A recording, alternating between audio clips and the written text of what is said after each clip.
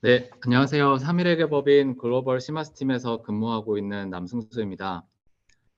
제가 속해 있는 그 시마스는 캐피탈 마켓 어카운팅 앤 어드바이저리 서비스의 약자로 캐피탈 마켓에서 발생하는 뭐 감사라든지 감사 외 전반적인 비감사 영역을 수행하는 팀입니다. 저는 이제 감사뿐 아니라 이제 IPO 업무를 주로 담당하고 있고, 오늘 이렇게 좋은 기회가 있어서 IPO와 관련한 내부 통제 그리고 회계에 대해서 말씀을 드리고자 합니다. 오늘 말씀드릴 내용은 우선 그 IPO를 준비하실 때 재무나 회계, 내부 통제 관점에서의 주요 과제 결과를 살펴보고 조금 더 구체적으로 내부 통제, 회계, 즉 주요한 IFRS에 대해서 말씀드리도록 하겠습니다. 보통 제가 IPO 관련해서 재무나 회계 관점에서 준비할 사항을 말씀드릴 때는 보통 이제 IFRS를 먼저 말씀드리고 내부 통제를 그 이후에 말씀드리는 순서로 하는데, 최근에 이제 IPO 준비 과정에서나 이제 상장사에 대한 내부 통제가 계속 강조가 되고 있어서 앞에서 먼저 내부 통제 관련한 부분을 설명드리도록 하겠습니다. 마지막으로 이제 최근 회계나 감사 환경, 특히 이제 상장사로서 어떠한 이제 회계 환경을 접하시게 될지에 대해서 간략히 설명드리도록 하겠습니다.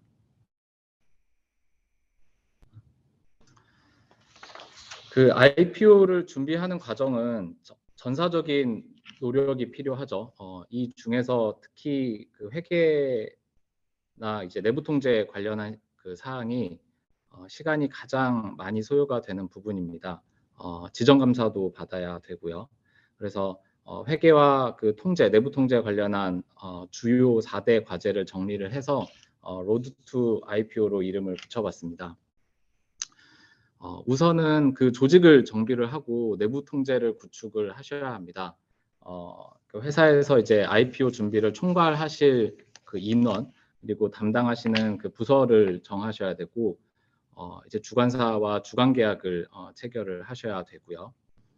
그다음에 이제 내부적으로 좀 조직을 정비를 하실 필요가 있어요. 뭐 가령 회계와 이제 자금이 분리가 되어 있지 않다든지, 아니면은 뭐 인원이 조금 더 충원이 필요하다라고 하면 사람을 더 뽑으실 필요도 있고, 그 외에 이제 자회사들이 좀 많이 있는데 자회사들을 전체를 다 가지고 이제 상장에 할 건지, 아니면 상장에 이제 불필요한 자회사 정리를 할 필요는 없는지 한번 검토를 해보셔야 하고요.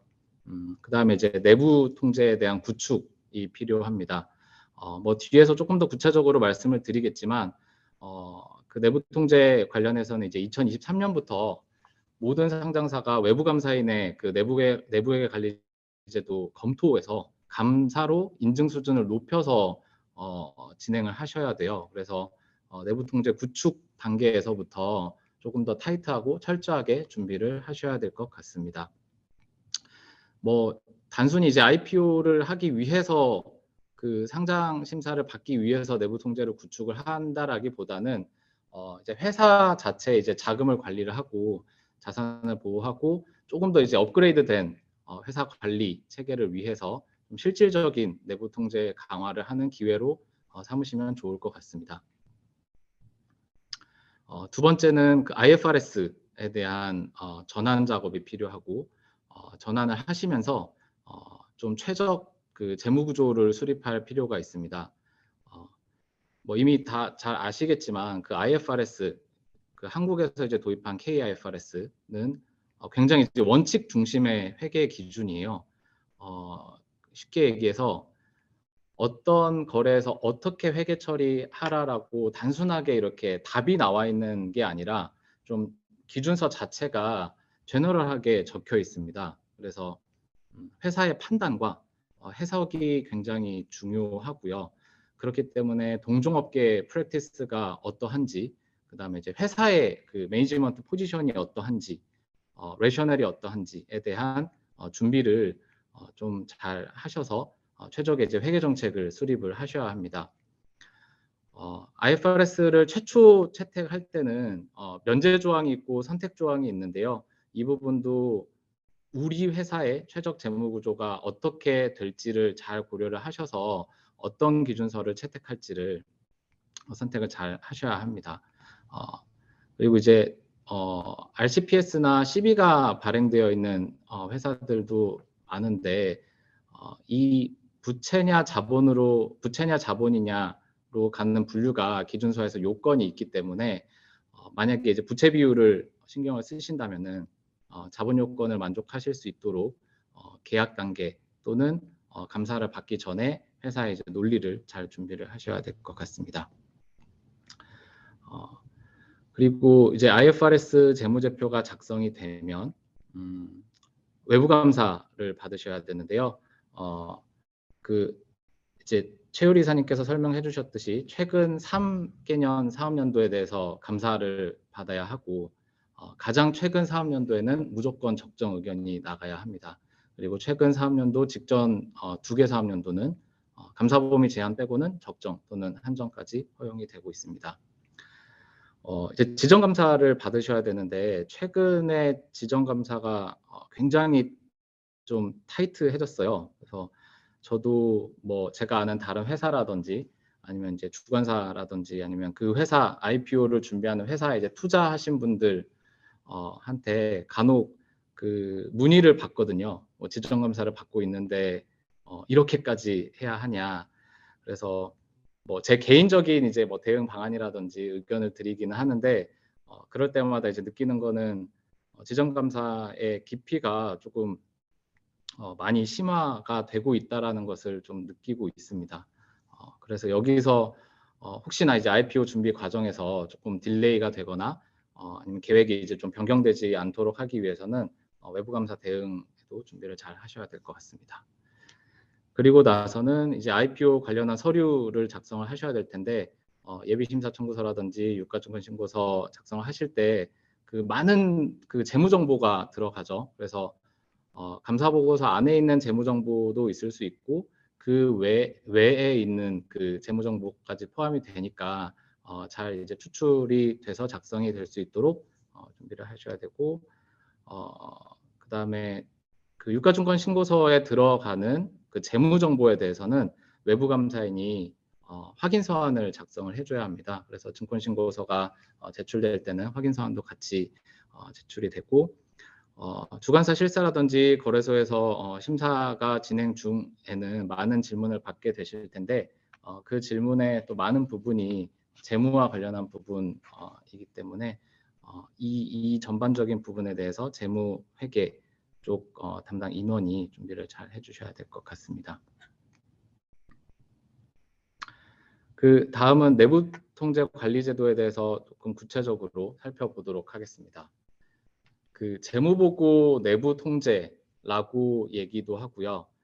KSAX라는 얘기도 하고 Internal Control Over Financial Reporting이라고 해서 ICFR이라고도 얘기를 합니다. 그래서 이 KSAX가 무엇인가를 먼저 좀 얘기를 해보면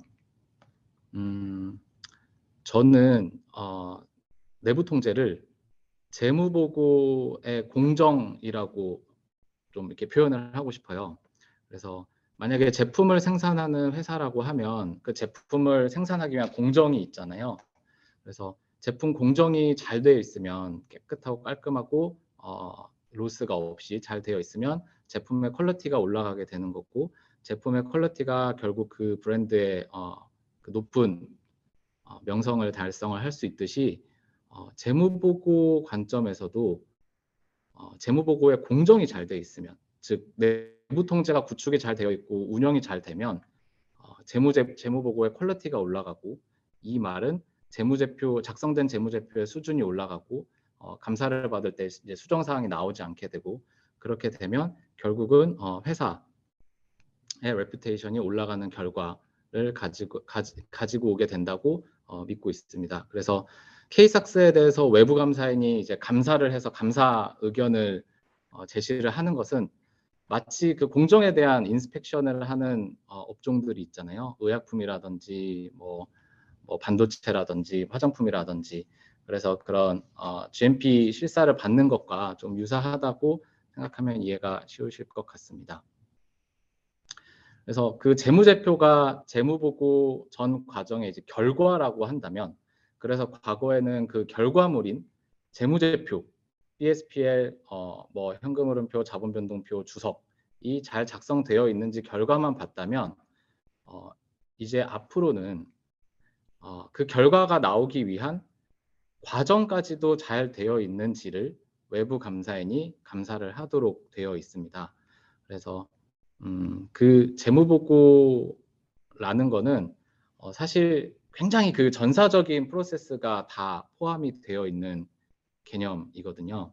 뭐 기본적으로 매출이라든지 구매라든지 뭐 생산, 재고, 뭐 자금, 뭐 여기에 나와 있지 않은 뭐 HR이라든지 뭐 ITGC 또는 뭐 유형자산, 혹은 이제 R&D 부서가 되게 중요한 기능을 담당한다면 R&D 프로세스도 여기에 포함이 될 수 있습니다. 그래서 준비를 하는 방식은 뭐 간략하게 말씀을 드리면, 일단 회사에서 재무 보고와 관련한 그 리스크, 위험들을 전부 다 그 식별을 하시고, 그 위험을 다 커버할 수 있는 내부 통제들이 프로세스 요소에 담겨 있으셔야 합니다. 그래서 그 리스크와 관련하는 컨트롤을 매핑을 해서 소위 얘기하는 이제 RCM, 리스크 앤 컨트롤 매트릭스라고 하는 문서화 작업이 필요하고요. 보조적으로 뭐 그 플로우 차트라든지 나레이티브 같은 문서를 구비를 하셔야 됩니다. 그런 이제 구축 작업이 완료가 되면 뭐 이제 운영을, 그 구축된 대로 운영을 이제 잘 하셔야 되고, 감사의 대상이 되는 부분은 구축뿐만 아니라 이제 운영까지도 보게 되는 겁니다. 참고로 IPO 이전에는 한국 법인이 상장을 할 때는 운영까지 외부 감사인이 그 의견을 주는 것은 아니지만 준비 과정에서 구축까지는 되어 있어야 합니다. 그리고 만약에 상장하는 시기가 뭐 연말 근처다, 뭐 예를 들면 12월에 IPO가 된다라고 하면 그 해 기말 감사에 12월 말자로 어쨌든 그 운영 평가까지 다 감사 대상이 되기 때문에 상장이 되고 나서 준비하기에는 조금 시간이 여의치 않다라는 점을 말씀을 드리고 싶습니다. 이 그 내부회계 관리제도가 지금 감사로까지 가고 있는 배경을 잠깐 말씀드리면, 원래 이제 미국에 있는 US 삭스를 한국에서도 도입을 해서 K-삭스라고 부르고 있는데요. 미국에 이제 2000년대 초반에 그 엔론이랑 그 월드콤에서 어카운팅 스캔들이 크게 발생을 하면서 미국에서 사비엔스 앤 옥슬리 액트, 그러니까 삭스 법이 제정이 됐고, 그래서 이제 미국에서는 애초부터 사실은 내부 통제에 대해서 감사를 진행을 하고 있었습니다. 근데 이제 국내 법인도 2004년에 좀 그 1조 규모가 넘는 분식회계가 발생을 하면서 내부 통제에 대한 필요성이 대두됐고, 그러면서 내부 통제 검토 수준으로 진행을 하다가 최근에 뭐 많은 분들 아시듯이 대우조선해양 사태가 좀 터지면서 내부 통제에 대한 인증 수준을 좀 강화해야 되는 거 아니냐라는 얘기가 나오면서 그 인증 수준이 검토해서 감사로 올라가게 되었습니다. 이 내부 통제 강화는 좀 그 외관법 전체의 개정과 맞물려 있는데요. 2018년에 외관법 자체가 이제 전반적으로 개정이 되었습니다. 그래서 여러 회계 환경이 조금 강화되는 쪽으로 바뀐 게 있는데, 그 중에서 뭐 주기적 지정제라든지 표준감사 시간 같은 제도도 포함이 되어 있습니다. 주기적 지정제는 상장사인 경우에는 6년간 내가 내 마음대로 감사인을 자유수임해서 선임해서 감사를 진행을 하면 그 6년 이후 3년간은 무조건 지정감사를 받으셔야 됩니다. 그래서 3년이 지나고 나면 다시 6년 동안 자유수임을 하실 수 있고요. 그리고 이제 표준감사 시간은 지금 회사 입장에서 내가 이제 감사를 받는데 어느 정도 레벨의 그 시간을 달성해야 되느냐가 그 규정이 되어 있습니다. 회사의 이제 업종이라든지 자회사의 개수라든지 아니면 전임 감사인이 빅4였냐, 빅4가 아니었냐에 따라서 계산되는 로직이 별도로 있어서 그 회사에 맞는 표준 감사 시간이 산출이 되게 되고, 그 표준 감사 시간에 한참 미달을 하게 되면 실제 감사 투입 시간이 감리 등의 이제 제재가 있을 수가 있습니다. 그래서 사실 이 최근 한 2, 3년간 이 회계와 감사 환경에는 큰 변화가 있었는데요. 그게 이제 결국은 회계 감독 그 회계 환경의 좀 선진화, 투명성을 제고해서 코리아 디스카운트를 없애고 좀 밸류에이션을 높이기 위한 그 전체적인 노력의 일환으로 얘기를 하고는 있습니다. 내부 통제의 변경은 검토에서 감사로 변경되는 부분이 가장 크고요. 한 번에 이렇게 빵 감사로 가는 건 아니고 2019년부터 자산 총액 그 규모에 따라서 검토에서 감사로 진행되는 연차가 정해져 있습니다. 그래서 2조 원 이상, 그다음에 5천억 원 이상 자산 규모인 회사들은 이미 내부 통제 감사를 진행을 하고 있고요. 그다음에 1,000억 원이 넘는 회사들은 2022년부터 내부회계 감사를 받으셔야 하고, 이외에 이제 모든 상장사들이 2023년부터는 다 감사를 받는 것으로 계획이 되어 있었는데요. 최근에 그러니까 1,000억 원 미만 회사까지 감사를 받게 하는 것은 너무 과도하지 않냐라는 목소리가 많이 나오고 있어서, 요 가장 마지막에 있는 1,000억 원 미만 2023년 사업년도는 도입이 되지 않을 가능성도 있습니다. 현재 시점으로는 아직 논의가 진행 중이고 확정된 그 발표가 있는 것은 아니지만 그쪽 방향으로 일단 논의가 진행되고 있습니다. 그리고 현재까지는 그 회사 별도 재무제표와 관련한 내부 통제만 신경을 썼었는데 2023년부터는 점진적으로 연결 기준, 즉 회사의 종속회사의 내부 통제까지도 외부 감사의 대상으로 포함이 되게 됩니다. 그래서 만약에 그 내부 통제에 대한 감사를 받았는데 적정 의견이 안 나오면 뭐 어떻게 되는 거냐라는 질문에는 사실 규정상으로는 코스피는 제재 규정이 별도로 나와 있지는 않습니다. 참고로 이제 코스닥 같은 경우에는 비적정을 받으면 비적정 첫 해 받은 해에는 투자주의 환기 종목으로 지정이 되고 2개년 연속으로 비적정을 받으면 이제 상패 실질심사 대상이 됩니다. 하지만 코스피에서는 이러한 규정된 제재는 없고요.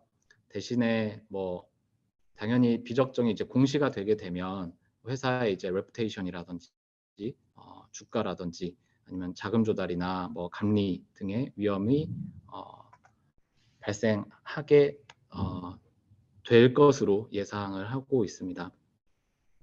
뭐 사실은 비적정이 나올 수 있는 사유는 여러 가지가 있는데 가장 대표적으로 과거에, 그러니까 지금 뭐 한국에서 도입한 지 별로 되진 않았지만 그 한국의 사례 또는 그 미국의 사례를 보면 절반 이상의 사유는 감사 수정사항이 발생하는 경우입니다. 중요한 수정사항이 나와버리면 그 재무보고의 아까 결과라고 말씀드렸잖아요. 재무제표가. 결과가 이미 왜곡 표시가 발생이 되었으니 과정에 대해서는 적정 의견이 조금 나가기 어려운 상황이 좀 올 수 있으니까 그 부분을 조금 유의하시면 좋을 것 같습니다. 그 다음으로는 그 회계 쪽 그 IFRS에 대해서 간략하게 설명을 드리도록 하겠습니다. 만약에 IFRS 지금 이제 상장 전에도 IFRS로 재무제표를 작성하고 계실 수도 있고 아니면 일반 기업 회계 기준 K갭으로 재무제표를 작성하고 계실 수도 있는데 K갭으로 재무제표 작성하고 계시다면은 상장 전에 IFRS로 전환을 해서 전환된 재무제표에 대한 지정 감사를 받으셔야 하는 거고요. 사실 IFRS 기준서 자체가 뭐 워낙에 방대하다 보니까 제가 이 자리에서 기준서 내용을 구체적으로 말씀드리기엔 조금 시간이 제한적이고 대신 공통적이고 좀 대표적인 IFRS 컨버전 사항에 대해서 소개를 해드리도록 하겠습니다. 제일 중요한 게 뭐 매출이죠. 수익 인식과 관련해서 뭐 수익 인식 시점이라든지 뭐 기존에 뭐 인보이스 기준으로 매출을 인식하고 계시다면 이제 그 수행 의무라는 표현을 하거든요. IFRS 15 수익 그 기준서에서는 수행 의무가 이행되는 대로 매출이 인식되도록 규정을 하고 있고요. 뭐 IPO 준비하시면서 맞닥뜨리는 주요한 이슈가 보면 뭐 총액 순액, 그러니까 본인이냐 대리인이냐. 지금까지는 계속 총액으로 매출을 기록을 하고 있었는데 지정감사 받으면서 총액이 아니다, 순액이다라고 해서 매출 규모가 확 줄어드는 경우도 왕왕 발생을 하고요. 또 재화를 판매하는 게 아닌 뭐 라이센스 아웃이라든지 아니면 용역을 제공한다든지 아니면 재화에 부수되는 용역이 제공되는 거래인 경우에는 어떻게 그 거래 가격을 나눠서 수익을 인식해야 되는지가 조금 더 추가적으로 검토를 해봐야 될 부분입니다. 그리고 이제 두 번째 매출원가나 재고자산은 제가 강조드리고 싶은 거는 재고자산의 그 재고자산 실사, 그러니까 수량에 대한 확인 부분이 그 기초 밸런스에 대한 재고 확인이 되지 않아서 한정 의견이 첫 해 감사 때 한정 의견이 나가는 경우가 좀 빈번히 있어요. 그래서 만약에 IPO를 준비하고 계시고 좀 지정 감사가 예정된다라고 하면 재고 수불 관리를 잘 하고 계시고 재고 실사, 그다음에 그 이전 감사 때도 재고 실사를 잘 대응을 하셔야 될 것 같습니다. 다른 부분은 준비하는 과정에서 급하게 뭐 준비를 하실 수도 있겠지만 그 과거의 재고 자산에 대한 기록이라든지 실사에 대한 뭐 기록이라든지 이런 부분은 타임머신 타고 다시 돌아갈 수가 없기 때문에 조금 시간을 가지고 잘 정리를 하시는 게 좋을 것 같습니다. 그리고 이제 리스 회계 처리가 좀 크게 바뀌었는데요. 아마 뭐 예전 그 회계 기준에 익숙하신 분들은 금융 리스, 운용 리스 이런 그 용어에 익숙하실 것 같은데 쉽게 말씀드리면 모든 리스가 금융 리스처럼 회계 처리가 돼야 되고요. 그래서 리스 자산과 리스 부채가 계상이 되게 됩니다. 그리고 이제 내가 보유하고 있는 금융 상품 또는 내가 발행한 금융 부채와 관련해서는 공정가치 평가가 예외가 없어져서 공정가치 평가 대상이 되는 부분이 굉장히 많아졌습니다. 그래서 외부 평가 기관을 써서 평가가 필요한 항목들이 많이 늘어났고요. 중소기업 회계 처리 특례 대상도 당연히 적용이 안 되는데 이 부분은 뭐 하나하나 제가 설명드리진 않고 그 방금 말씀드린 금융상품 중에서 혹시 CB나 RCPS나 CPS나 뭐 스탁옵션 이런 금융부채를 발행한 회사인 경우에는 말씀드린 대로 이제 외부 평가 기관으로부터 공정가치 평가 보고서를 수령을 하셔야 합니다. 근데 이제 이 부분은 이제 파생의 평가, 공정가치 평가가 수반이 되는 부분이거든요. 왜냐하면 전환상환 우선주라든지 전환사채는 이제 전환권이라는 그 권리가 파생 상품으로 분류가 되는 부분이고 그 파생을 공정가치 평가하기 위해서는 또 회사의 기업 가치, 그러니까 보통주의 가치 평가가 먼저 진행이 돼야 합니다. 이 그 지정감사의 깊이가 깊어지면서 사실 공정가치 평가에 대한 검토의 수준도 점점 높아지고 있어요. 뭐 과거에는 DCF법 대부분 DCF만 사용을 했었는데 최근에는 여러 가지 기법들을 사용을 하기도 하고요. 그다음에 이제 옵션 프라이싱을 하는 방법에도 블랙숄즈라든지 이항 모형이라든지 그다음에 이제 다양한 투입 변수에 대한 검토가 좀 면밀하게 필요합니다. 요거는 이제 별도로 그 따로 슬라이드를 뺀 이유는 아무래도 외부 평가를 받으셔야 되는 부분이라 또 시간이 조금 소요될 수 있는 부분이거든요. 그리고 감사 준비를 할 때 조금 전 단계에서 미리 수행을 할 수 있으니까 다른 컨버전 작업과 동시에 공정가치 평가를 진행을 하시면 시간을 조금 세이브 하실 수 있을 것 같습니다. 그 다음으로는 이제 상장으로 인해서 회계 환경이 어떻게 변하고 고려해야 될지 말씀드리겠습니다. 말씀드린 대로 이제 상장을 하기 위해서는 지정감사를 받아야 하고요. 지정 신청은 12월 말 법인이고 12월 말 기말감사를 지정감사 받고 싶다면 9월 말까지는 반드시 지정 신청을 하셔야 합니다. 그리고 예전에는 지정감사인이 그 복수로 지정이 됐었어요. 그래서 둘 중에 한 군데를 좀 선택하는 방법이었는데, 최근에는 그 복수로 감사인을 지정하지 않고 그냥 한 명의 감사인만 지정이 됩니다. 대신 그 한 명의 감사인으로부터 내가 감사를 받기 어려운 환경인 것 같다라고 하면 뭐 그 막연한 사유는 아니고 정해진 사유들이 있거든요.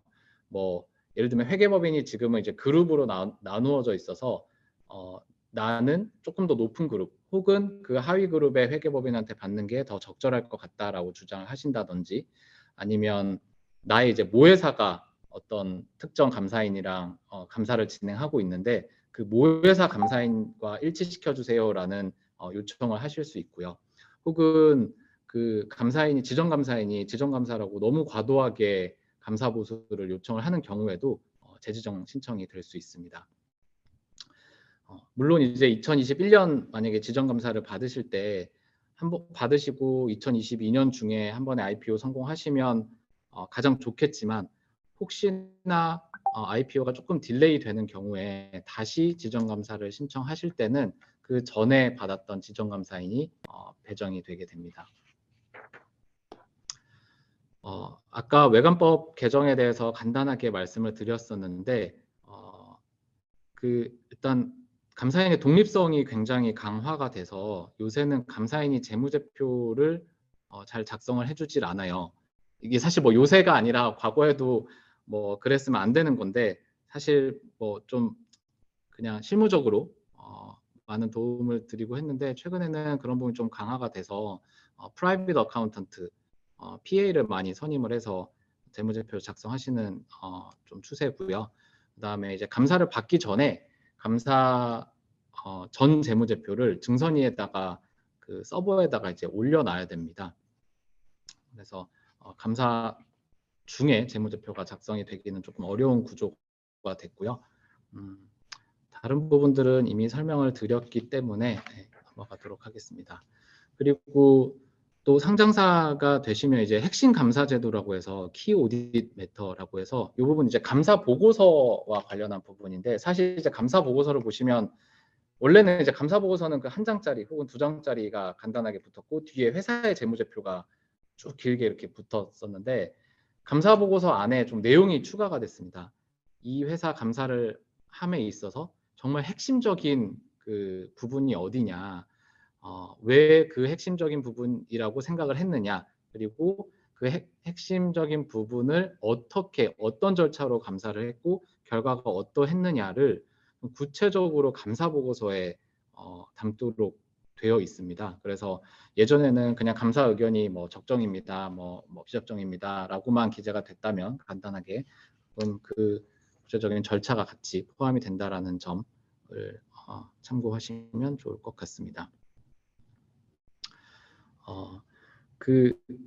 뭐 IPO를 준비하시면서 뭐 바로 이렇게 성공을 하시면 좋겠지만 심사 철회라든지 이제 미승인되는 사례들이 뭐 그래도 조금 꾸준히 나오고 있는데, 그 사유들을 살펴보면 좀 많은 부분이 이제 재무정보 관련이라든지 내부 통제의 미비, 이러한 사유들이 조금 좀 자주 발견이 되는 편입니다. 그래서 뭐 회사의 이름을 언급할 수는 없지만 뭐 연결지분법 분류 이슈라든지 아니면 내부 통제 비비, 그다음에 재고 관리, 이런 부분들 때문에 좀 IPO 계획에 차질이 있을 수도 있기 때문에 그런 부분을 유의하시면 좋을 것 같습니다. 그래서 이 좀 준비하실 부분이 워낙 이제 방대하다 보니까 사실 이제 외국에서는 이 어드바이저를 써서 준비를 같이 하는 경우가 조금 흔한데요. 그래서 이제 좌측은 저희 PwC US에서 나온 통계 자료인데 이제 70% 정도가 익스터널 어드바이저를 선임을 해서 준비를 함께 하고 있는데, 한국도 지금 그러한 추세에 있고 조금 증가를 하고 있는 추세고요. 지금 우측에 이제 기재되어 있는 요 네 가지 부분이 보통 그 만약에 외부 어드바이저를 선임하게 되면 그 어드바이저가 제공을 해주는 서비스의 종류에 해당을 합니다. 제가 가장 앞에 말씀드렸던 그 로드 투 IPO 4대 과제랑 좀 연결이 되는 부분이고요.